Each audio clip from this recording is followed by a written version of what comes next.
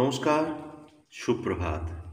আপনারা শুনছেন আশাপূর্ণা দেবী বিরচিত সামাজিক উপন্যাস প্রথম প্রতিশ্রুতি। আমরা দেখতে পাচ্ছি একদিন নিতাই ও তার স্ত্রীর ভাবিনীর সঙ্গে ঝগড়া শুরু হয়।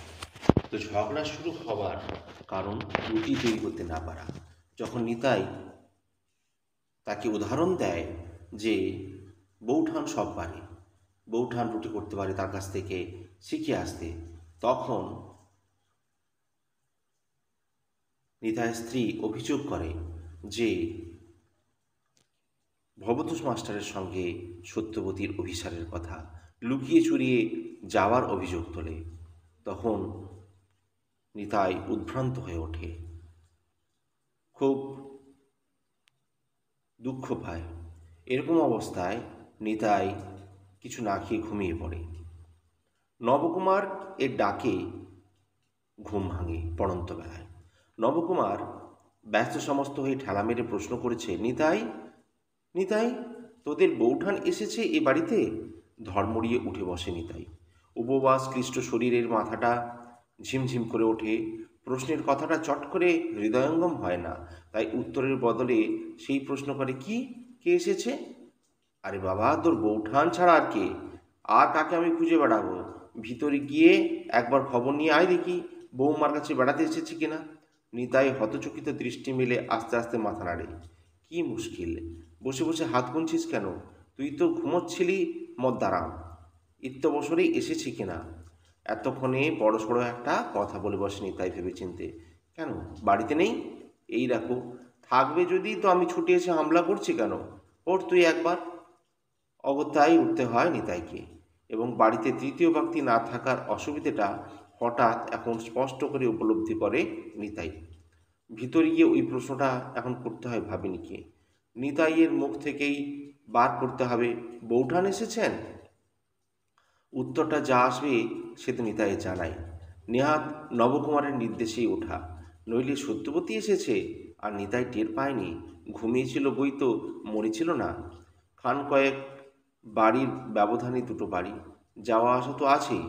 ভাবিনি আসার সময় আর সুবিধে অসুবিধে দেখতে প্রথম প্রথম খুবই এসেছে সত্য, কিন্তু ভাবিনির অনাগ্রহেই যাওয়া আসাটা কমিয়ে ফেলেছে। কিন্তু সেসব আশা বেশিরভাগই নিতাইয়ের অনুপস্থিতিতে, উপস্থিতিতে দৈবাৎ। আজই কি হঠাৎ এই সৌভাগ্য? নবকুমার অধীরতায় উঠে গেল নিতাই। ভিতরের দিকে এদিক ওদিক ঘুরে দেখে মাথা নাড়ল। মান খুইয়ে জিজ্ঞেস করতে আর হলো না। দেখল ভাবিনী একা বসে সন্ধ্যের অন্ধকার তুচ্ছ করে কাঁথাখানায় সেলাই করছে। ভর সন্ধেয় যে সুশ্রুত হাতে নিয়ে বসতে নেই, এই শিক্ষেও যেন বিস্মৃত হয়ে গেছে ভাবিনী। কি করবে নিতাই? নবকুমার প্রায় ভ্যাঁক করে কেঁদে ফেলে। নিতাই শুষ্ক মুখে বলে, আর কোথাও গেছেন হয়তো। আর কোথায় যাবে? একা একা কোথায় যাবে? নবকুমার কাতরভাবে বলে বসে। কপালক্রমে ঠিক সেই সময় তুড়ু তুড়ু খাকা দুদিনের জন্য ওদের ঠাকুরদাকে দেখতে বারুইপুরে গেছে। একা গেছে? চমকে ওঠে নিতাই। না না, আমাদের অবনি যাচ্ছিল দেশে, ভাবলাম ওদের তো ছুটি রয়েছে, যাক দুদিন। দেশ বিটে তো কিছুই চিনল না, কি করে জানবো সেই ফাঁকে বিপদ হবে। নিতাই আরও শুষ্ক কণ্ঠে বলে, তোমার সঙ্গে কোনো বচসা টসা হয়নি তো? মানে গঙ্গার দিকে টিকে? না না, সেসব কিছু হয়নি। তবে আমাকে না জানিয়ে তরুর মা কোথাও আবেগের মুখে এসেছিল নিতাইয়ের। তা তিনি যান, শুনেছি সে খবর। কিন্তু আবেগকে প্রশমিত করে আস্তে আস্তে অন্য কথা বলে। সেই যে মেয়েটা, মানে সুহাস, আর কি সে নেই? সে তো স্কুল থেকে এসে পর্যন্ত না দেখে ভাবনা কাটছে, ঝিটাও কিছু জান না। কি হবে নিতাই? কি হবে, কি হচ্ছে, কি হতে চলেছে, তার কি কিছুই জানে নিতাই? তার শূন্য মস্তিষ্কে যেন সহস্র বলতা সনসনিয়ে ওঠে। মাথার ভার ঘাড় বহন করতে রাজি নয়। বালিশে ধপ করে মাথাটা ফেলে ভাঙা গলায় বলে ওঠে নিতাই, আমি তো আর কিছু বুঝতে পারছি না। কিন্তু একজন তো সবই বুঝতে পেরে পেরে ফেলেছে। নিতাইয়ের ওই একবার নিঃশব্দ অন্তঃপুরে পাক খেয়ে আসার পরমুহূর্তে কাঁথা ফেলে উঠে এসেছে ভাবিনি। দরজার ফাঁকে চোখ কান রেখে আড়ি পেতে এ পিঠের কথাবার্তা শুনেছে, আর শুনেই সমস্ত রহস্য হৃদয়ঙ্গম করে ফেলেছে। একটা বদ বিচ্ছিরি মেয়ে মানুষের জন্য দুটো দস্যি পুরুষ যে এরকম মুচ্ছি হয়ে পড়বে, এও তো অসহ্য, চোখে দেখাই শক্ত। ওই অসহ্য ব্যাপারটা আর বেশিক্ষণ বরদাস্ত করতে পারে না ভাবিনি। ঠনঠনিয়ে দরজার শেকলটা নেড়ে দেয়। সেই ঠনঠনের মধ্যে যেন কোনো কথাবার্তা, রহস্যবার্তার ইশারা। ছেলের বউ যেমনই হোক, নাতি বড় জিনিস। বংশোদ্ধার, সর্বেশ্বর, নাড়িতে নাড়িতে বাঁধন। ছেলে দুটো আসা অব্দি এ লোকেশে যেন উতলে বেড়াচ্ছেন। অবশ্যই সঙ্গে সঙ্গে বইয়ের নিন্দেও বিরাম নেই। সে ছোট লোকের বেটি, তাকে এই পরম বস্তু থেকে বঞ্চিত করে রেখেছে, তার যে কখনো ভালো হবে না এই বিষয়ে বেশ কয়েকবার এলোকেশী নাতিদের যত্নে তৎপর, শেষ রায় দিয়ে যত্নে তৎপর হয়ে বেড়াচ্ছেন। কারণ আবার ওরা একা একা এসেছে, কোনো কোনো বার পুজোয় আসে, বাপের সঙ্গে 3-4টা দিন মাত্র থাকে, বিশেষ হাতে পায় না। সত্য আর আসেনি। এলোকেশী আর তার মুখ দেখতে চান না, সেটা বড় গলায় জানিয়ে দিয়েছেন। ছেলেদের পৈতে হয়ে গেছে ভিটে এসে, তাও নবকুমার একা। দুই ছেলের সঙ্গে মাথা মুড়িয়ে দিয়েছে। কৃপণ স্বভাব নীলাম্বরের বাড়িতে মহা সমারোহে কাজের ধরনও নেই। নবকুমার শেখেনি। আর সত্য, তার যদি কোনো স্বাদ থেকেও থাকে, এলোকেশী কথা ভেবে সে তুলে রেখেছে। সমারোহ করতে গেলেই তো তাদের সঙ্গে যোগাযোগ করতে হবে। বরং কদিন ঝিকে রাত্রিরে থাকতে বলে বেশ থাকতে পারবে সত্য, তাই থেকেছে। ভারী তো মনুষ্য সাধন করল, তুড়ু খোকা ছাড়া পোশাক নামে তাদের আজ পর্যন্ত কেউ, তার পোশাকি নামে তাদের আজ পর্যন্ত কেউ কাউকে ডাকেনি। বড্ড একেবারে খাইয়ে, তবু তাদের জন্য পুকুরে জাল ফেলা হচ্ছে, টাটকা চিড়ে কোটানো হচ্ছে, পিঠে পায়েস নাড়ু বাটিসাপটা গোকুল পিঠে ক্ষীর তক্তি ইত্যাদি করে যত রকম জানা আছে এই লোকেশীর, একটু ভুল বলা হলে যত রকম বানাতে জানা আছে সুদূর, সব চলেছে এক হাত থেকে। নাকে নল ছেঁচে আছে সুদূর। নীলাম্বর অবশ্য একবার বলেছেন, ওরে তোদের পেট টেট ভালো আছে তো, দেখিস দিনকাল ভালো নয়। শেষে আবার কলকাতায় ফিরলে তোদের মা না বলে ঠাকুমার কাছে আদর খেয়ে পেটের রোগ ধরিয়ে এনেছে না বলে। কিন্তু এলোকেশীর কথা কর্ণপাত মাত্র করছে না। নাতিদের অসুখ এবং বইয়ের কথা শোনানো সম্পর্কে তার মনে লেশমাত্র ভয় আছে বলে মনে হচ্ছে না, বরং ঝঙ্কার দিয়ে বলে উঠেছেন, তুমি থামো তো, অসুখই বা হতে যাবে কেন? বালাই ষাট, আমি কি পচা পান্তা খাওয়াচ্ছি নাতিদের? অসুখ যদি হয় তো বলতে হবে যে ওদের গর্ভধানের গুণের হয়েছে। শহরে গিয়ে শহরে চাল ধরেছেন, ছেলে দুটোকে আধ বেটা খাইয়ে খাইয়ে পেট মেরে রেখেছেন। সারা দিনও মানে একবার বই দুবার ভাত নয়। আর নবুকে আমার 3-3বার করে ভাত দিতাম। সকালবেলা কি খাচ্ছে ছেলেরা? না গজা, জিলিপি, তিলকুট দোকান থেকে কিনে আনিয়ে রাখে। কেনা খাবারে ছেলেপেলেদের পেট ভরে কেন? সকালে একবার দুটো ফেনা ভাত দিয়ে হাতে পোকা পড়ে। স্কুল থেকে এসে আবার খাবার কি? না পরোটা। খিদের সময় ময়দা। দেখলে চোখ ফেটে জল আসে না ছেলেদের? নবু আমার একদিন স্কুল থেকে এসে মাছ ভাতের বদলে অন্য কিছু দেখেছে তো ছুঁড়ে ফেলে দিয়েছে আর কেঁদেছে। শুধু একবার বলতে চেষ্টা করেছিল, তার নবুর ছেলেমেয়েদেরও যে কান্না আসে তা বলেছে ওরা তোমাকে? এরকম সে কথাও উড়িয়ে দিয়েছেন। বলেছেন, বলবে আর কোন সাহসে যে খণ্ডারিণী মা ভয়ে তার বিপদে কথা একটা বলতে পারে? বড়টাকে খুঁজিয়ে খুঁজিয়ে যদি বা দু একটা পেটের কথা টেনে বার করেছে, ছোটটা একেবারে তুখোড় পাকা, জানে কথা প্রকাশ পেয়ে গেলে মা আমার কাছে পাঠাবে না। তাই হ্যাঁ, প্রকাশেরই বা আছে কি? বউ তো আর বাসায় গিয়ে চুরি ডাকাতি করছে না। চুরি ডাকাতি না করুক, অনেক কাণ্ডই তো করছে। কোথাকার একটা অখাদ্য অবিদ্যে ছুরিকে তো পুষছে, তাকে পয়সা খরচ করে স্কুলে দিয়েছে, বই খাতা কিনে দিচ্ছে, সে তো গেল। নিজে নাকি রোজ দুপুরে কোথায় গিয়ে মেয়ে পড়াচ্ছে, বিদ্যেবতী লীলাবতী। বলি চুরি ডাকাতির চেয়ে কমটাই বা কি হলো তাহলে? বাবার জন্মে শুনেছিস কেউ এ কথা? ভদ্র ঘরের বউ যায় গুরু মাস্টার মশাইগিরি করতে? নীলাম্বর অবশ্য এই সংবাদে ছিটকে উঠেছিলেন। গাল দিয়ে নবকুমারের পিতৃসাধ্য ঘটিয়ে দেওয়ার সংকল্প করেছিলেন। নিজে নিজে গিয়ে খড়ম পেটা করে ছেলের বউকে গায়ে ফিরিয়ে নিয়ে আসবেন। পরে সে সংকল্প ত্যাগ করেছেন, বলেছেন, না, গায়ে নেওয়ার দরকার নেই, যা যাবার তো গেছেই। ও বউয়ের হাতের ভাত তো আর আমরা খাচ্ছি না, মিথ্যে আর ধরা বাঁধার দরকার কি? এ বরং বাইরে আছে, এখানে আনলেই তো পাড়া জানা জানি।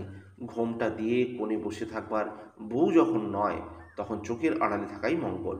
বরং ছেলে দুটোকে যদি হাত করতে পারো, সে চেষ্টা দেখো। আখেরে বুড়ো বুড়িকে দেখবার তো একটা চাই। এলো কিছু গলা খাটো করে মুচকি এসে উত্তর দেয়, সেই চেষ্টার কসুর করছি মনে করছো? মায়ের ওপর মন বিষ করে তোলবার জন্য মায়ের যত গুণাগুণ সবই ব্যক্ত করছি।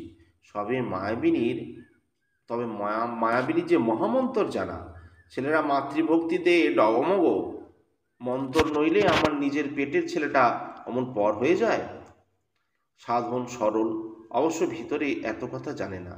তারা প্রাণ ভরে ছুটির আনন্দ উপভোগ করছে। কলকাতার ধরা বাঁধা জীবনের বাইরে এসে, শৈশবের লীলাভূমিতে ফিরে এসে মাঝে মাঝে সত্যিই মায়ের উপর রাগ হচ্ছে ওদের। মার জেদের জন্যই তো কলকাতায় বাস, সেটা সবিস্তারে এবং স্বনিন্দেই শুনেছে উঠছে বুঝতে। তবে শুধু ন্যায্য কথা কয়।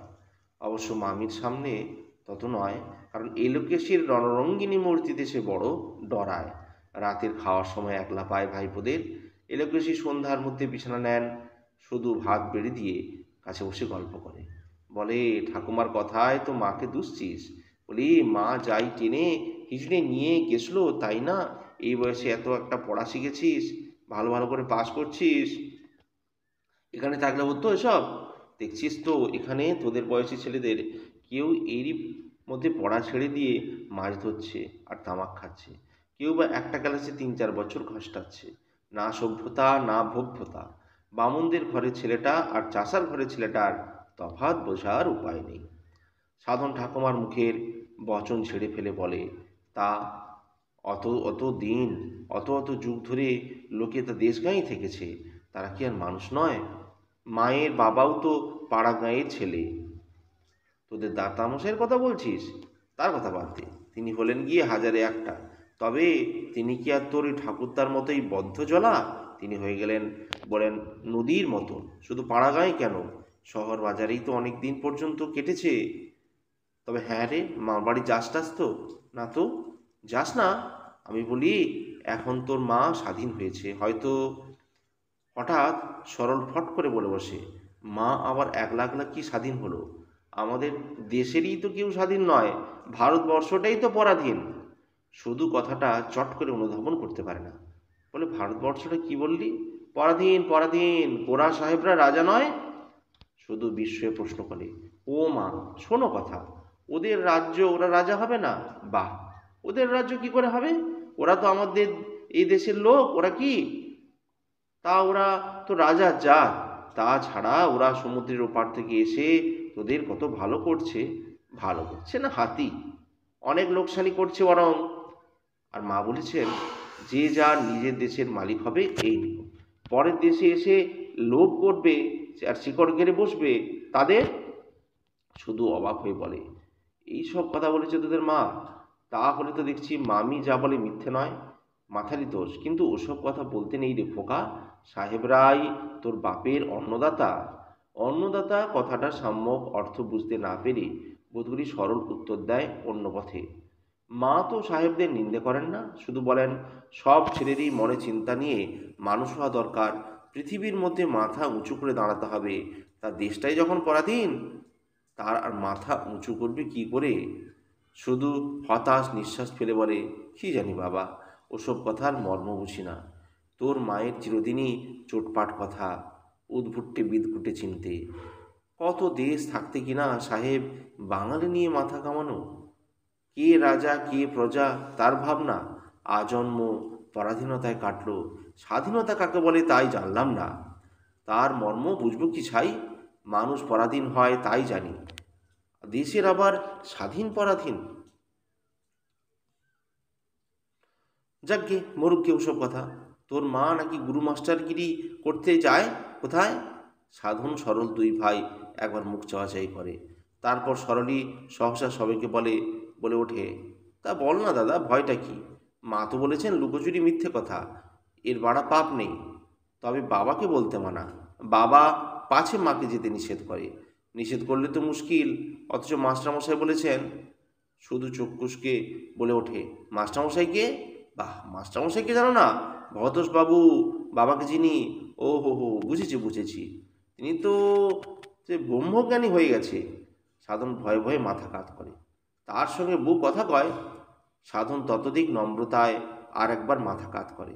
ব্রহ্মজ্ঞানী হয়ে যাওয়ার পরও তোদের বাড়িতে আসে সে? না, বাড়িতে আসে না। সরল গম্ভীরভাবে বলে, বাবা তো তার মান রাখেননি, বাড়িতে ঢুকতে বারণ করেছেন। তাই মা বলেন, বেশ, আমি তার বাড়ি যাব। মাস্টারমশাই কত উপকারী। শুধু গালে হাত দিয়ে বলে বসে, তোমার কথা শুনে আমি রাজ্য হয়ে যাচ্ছি তুড়ু। ইচ্ছে হচ্ছে গিয়ে দেখে আসি তোমার মার আর দুখানা হাত পা বেরিয়েছে কিনা। যা ত্রিভুবনে কেউ সরেনি সেই সব ঘটনা ঘটাচ্ছে সে। কিন্তু এও বলি, এককালে মাস্টার উপকার করেছে বলে এখন জাত ধর্ম নষ্ট করার পরেও কি দরকার আছে তার কাছে যাবার? যে কথা মনে আনো পাপ। হঠাৎ তেমনি একটা সন্দেহ দংশন করে ওঠে শুধুকে। তাই এই প্রশ্ন। কিন্তু সাধন ততক্ষণে সদুত্তর দিয়েছে, পাঠশালা তো মাস্টার মশাই বানিয়েছে। বুড়ো বুড়ি গিন্নিরা অ আ ক খ শিখতে আসে। মাস্টারমশাই বলে দিনভর গাল গল্প করে, তাস খেলে আর কদর করে, নয়তো বা ঘুমিয়েই নষ্ট করে। তার চাইতে কত ভালো লেখাপড়া শেখা। তাই সর্বমঙ্গলা তলায় দুপুরবেলায় ওই পাঠশালা খুলে দিয়েছে। তোমাদের মতন বড়রাও পড়তে আসে।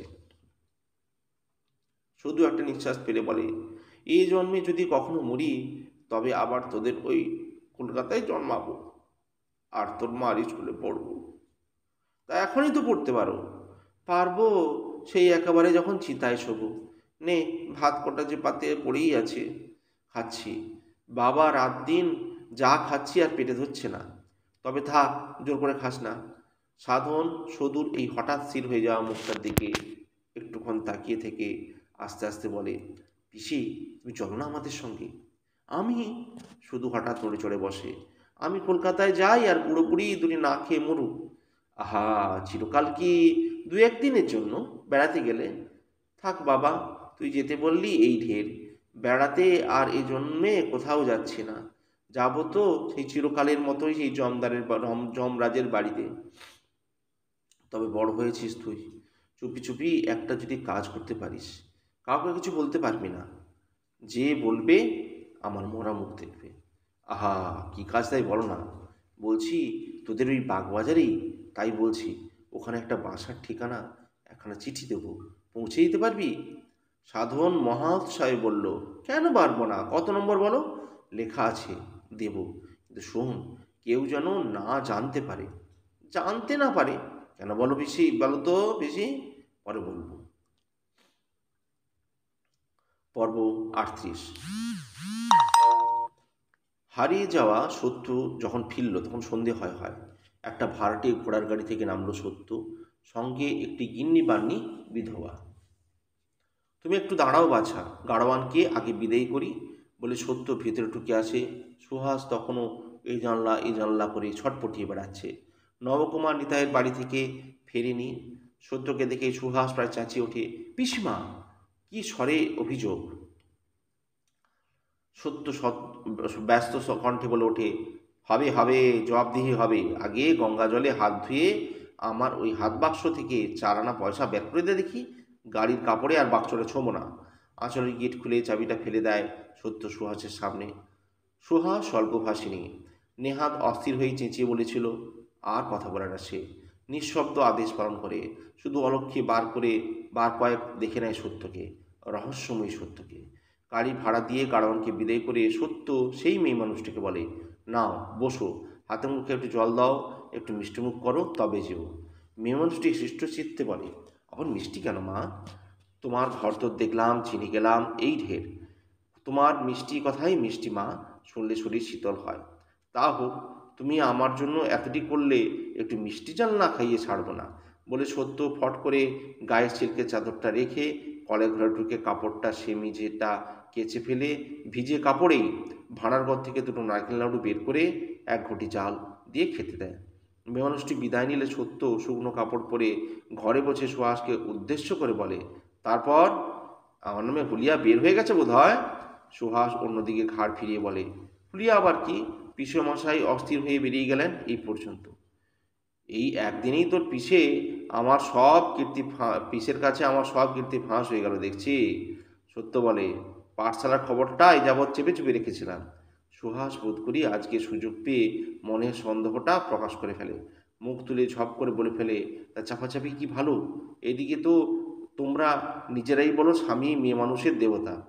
সত্যর মুখে আসছিল বলে, তোর যে দেখি স্বামী না হতেই স্বামী ভক্তি, কিন্তু সামলে নেয়। কে জানে মেয়েটার কপালে স্বামী আছে কিনা। নিরুপায় বুদ্ধিহীন মাতুকুমারী মেয়েকে বিধবা পরিচয় দিয়ে ভবিষ্যতের পায়ে কুড়ুল মেরে চলে গেছে। এই রূপের ডালি মেয়ে, সভ্র নম্র, লেখাপড়ায় কত চাড়। এ মেয়েকে যে স্বামী পেত সে তো ধন্য হতো। কিন্তু হয়তো দুঃখিনীর ভাগ্যে দুঃখেই যাবে। তবু মনে স্থির করে রেখেছে সত্য, শেষ অবধি লড়বে মেয়েটার জন্য। তাই না ব্রাহ্মক জ্ঞানীদের সম্পর্কে ঔৎসুক্য সত্যর, তাদের সঙ্গে চেনা জানার বাসনা। ব্রহ্মজ্ঞানীরা নাকি খুব উদার, বাল বিধবা মেয়ের বিয়েতে নিন্দেও নেই তাদের। সত্য প্রথমে ভেবেছিল সত্য ঘটনা প্রকাশ করে দেবে সুহাসের কাছে, কুমারী পরিচয়ে ভর্তি করে দেবে তাকে, কিন্তু সাত পাঁচ ভেবে সেই ইচ্ছে স্থগিত রাখতে হয়েছে। প্রথম তো ওই এক আধবুড়ো মেয়ের কৈফিয়ত অনেক, যার যাওয়ার প্রশ্ন আছে, তো সে হয়তো সত্য আর ন্যায় ভাষণের জোরে একরকমভাবে মানিয়ে নিত। গরিবের মেয়ের বিয়ে দিয়ে দিতে পারতো না সমাজ, জাতটা নিয়ে নিতে পারে, এ তর্ক তুলত। কিন্তু বাধা অন্যদিকেও, এত বড় নিষ্ঠুর সত্য প্রকাশ হয়ে পড়লে মাকে কি ভাববে সুহাস? কোনোদিনই কি প্রাণ থেকে ক্ষমা করতে পারবে মাকে, যখন শুনবে কেবলমাত্র নিজের সুবিধার্থে মা তার কপালে দুর্ভাগ্যের ছাপ দিয়ে রেখে দিয়েছে, আজন্মকাল খাওয়া পড়া থেকে বঞ্চিত করে রেখেছে? মা কি নিতান্ত ছোট হয়ে যাবে না তার চোখে, স্বার্থপরতার নির্মমতায়? সে যে মরার উপর খাঁড়ার ঘা। আর যদি তা মাকে সে দেবীর আসনে বেদিতে বসিয়ে রেখে থাকে, বিশ্বাসের ভালোবাসায় ভক্তি নড়চড় না হয়, তাহলে হয়তো বা সত্যকেই সন্দেহ করে বসবে, ভাববে সত্যই এখন তার বিয়ের সুবিধা করতে। এইসব সাত পাঁচ ভেবেছে সত্য সুহাসের সম্পর্কে। ভেবেছে থাক, আর একটু জ্ঞান বুদ্ধি বাড়ুক, সত্যি মিথ্যা বোঝবার চোখ হোক, তখন দেখা যাবে। তাই তখন ওদিক দিয়ে না গিয়ে সত্য দোষ মেনে নেওয়ার ভঙ্গিতে বসে। স্বামী দেবতা এ কথা শুধু আমরা কেন, ত্রিজগতের সবাই বলে, কিন্তু দেবতার অসন্তোষ ঘটানো তো দোষের রে। আমি পাঠশালা খুলে গুরুমশাইগিরি করছি শুনলে তোর পিসে অসন্তোষের পরাকাষ্ঠা করবে বইতো না। অনর্থক রাগিয়ে দিয়ে লাভ, তাকেই তো মনে যন্ত্রণা দেওয়া। আর না বুঝে সুঝে দুম করে যদি বারণ করে একটা দিব্যি দিলেসা দিয়ে বসে, তাতেও তো বিপদ। সুহাস একটু চুপ করে থেকে আস্তে আস্তে বলে, তা বিষমশাই যাতে রাগ করতে পারেন সে কাজ তোমার না করাই উচিত। সত্য সুহাসের এই সদ্বিবেচনার কথায় খুশি হয়, তবে সত্য মনে মনে একটু হাসে। তবে তাই যদি উচিত হতো, তুই কোথায় থাকতিস বাবু? অত কথা ভাববার মতো বুদ্ধিই বা পেতিস কোথা? কম লড়ালড়ি করতে হয়েছে ওর সঙ্গে তোর জন্য। তোকে কাছে রাখা নিয়ে তো বটেই, তাছাড়া স্কুলে ভর্তি করা নিয়ে। স্বাভাবিক স্কুলে পড়ালে মেয়েকে, সে মেয়ের হাতের জল খাওয়া চলবে না, এ বলে উনি বৃত্ত করতে হয়েছে নবকুমারকে। তো সত্য ব্যাপারটা ফুটিয়ে তুলেছে। মনে মনে মনে পড়ে গেল সত্যর সেই কথাটা, সেই উচিত অনুচিতের প্রসঙ্গে। মুখেও আসছিল, সামনে নিল, মৃদু হেসে বলল, তুই তো দেখছি অনেক শিখেছ ফেলেছিস। হ্যাঁ বলেছিস ঠিক, উচিত নয়, কিন্তু দেখ সব নিয়ম সব ক্ষেত্রে খাটে না। কত স্বামী হরিনামে অসন্তুষ্ট হয়, হরিনাম শুনলে গায়ে জ্বালা ওঠে, তা বলে তার স্ত্রী কি করবে না হরিনাম? তবে আবার তার কানের কাছে খোল পিটিয়ে নাম সংকীর্তন করাও ভালো নয়। আসল কথা, যে কাজটা করতে যাচ্ছ, আগে দেখবে সে কাজ ভালো কি মন্দ, এই বিবেচনাটুকু রাখতে হবে। তারপর যতটা পারা যায় কাউকে না চটিয়ে সে কাজকে সামলে উদ্ধার করা।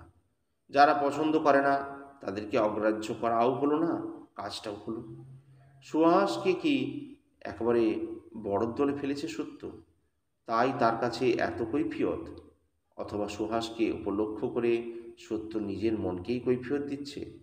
স্বামীর সঙ্গে লুকোচুরি করতে ভিতরে ভিতরে যে সূক্ষ্ম বিবেকের পীড়ন অনুভব করে, এই কৈফিয়ত তার জন্য?